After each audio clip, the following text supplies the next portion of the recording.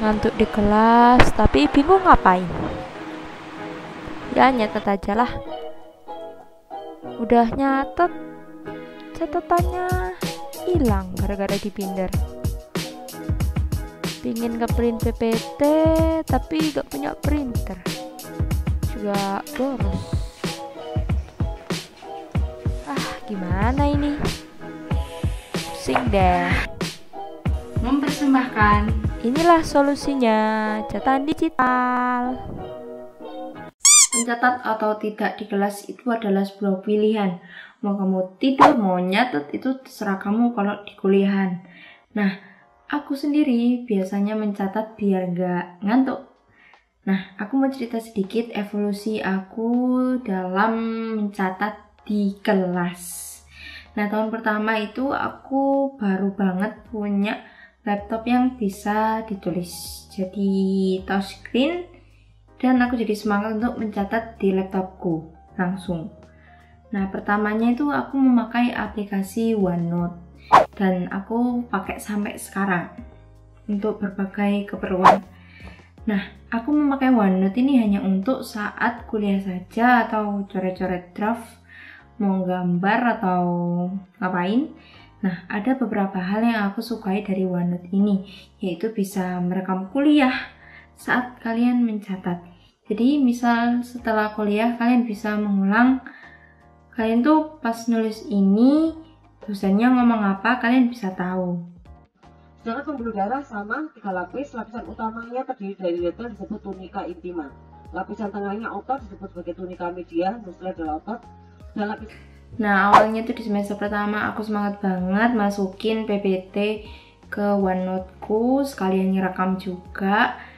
Dan aku merasa sia-sia karena satu blog itu bisa ngabisin setengah dari penyimpanan cloud gratisku. Nah, aku juga merasa kalau nyatet detail di PPT itu kayak kurang penting karena habis kuliah itu kayak tadi bahasa apa ya. Nah, oleh karena itu aku nyatet setelah ini bakalan catat apa hal-hal yang mendasar di kuliah itu, karena itu yang keluar ujian. Nah, di OneNote ini kayak buku tapi infinity pool gitu, jadi nggak ada batasan.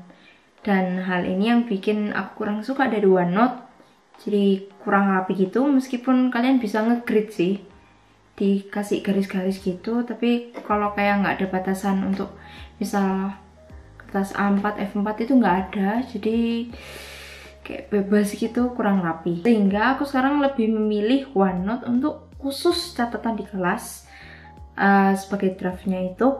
Nah, ada satu lagi aplikasi untuk aku belajar serius di rumah. Untuk kalian mau tahu aplikasinya, komen dulu biar semangat kontennya. Nah, jadinya di semester 2 itu aku ganti cara nulis catatan saat kuliah di kelas. Nah, aku lebih bikin catatan flow atau kadang mind map langsung saat dosen menjelaskan. Dari SMA pun aku lebih suka mind map karena langsung poin-poin gitu. Kalau baca dari buku banyak gitu kan pusing. Udah pusing nggak apa, waduh ujiannya gimana. Selain itu memudahkan aku untuk mengingat karena materi yang disampaikan itu lebih terstruktur, jadi lebih hafal. Jadi saat aku kuliah lebih mencatat garis besar sambil membuat mind map-nya. Entah bisa diketik atau ditulis langsung di layar. Mungkin sampai saat ini ada pertanyaan, kenapa nggak ngeprint PPT-nya aja?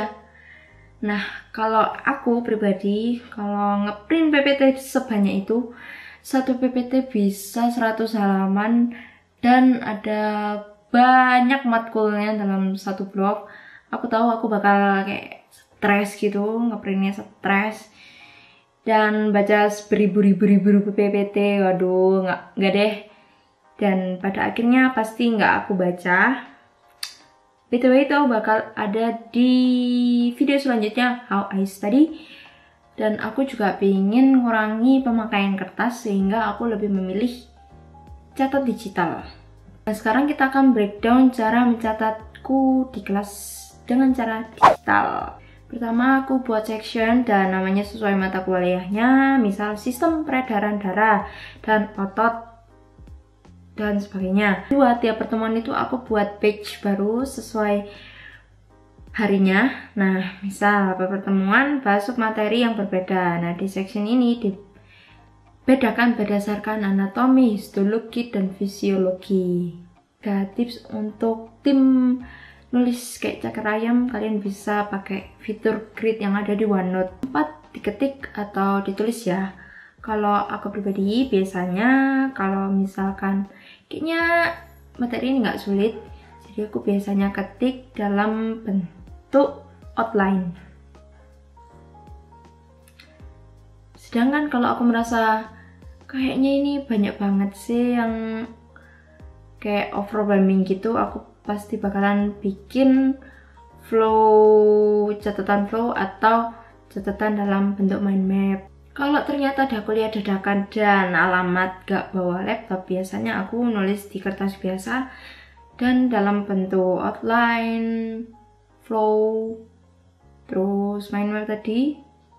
Nah, aku foto terus upload di OneNote, itu bisa. Materi di kedokteran itu banyak banget, jadi cara kita nggak stres adalah caranya membreakdown materi tersebut.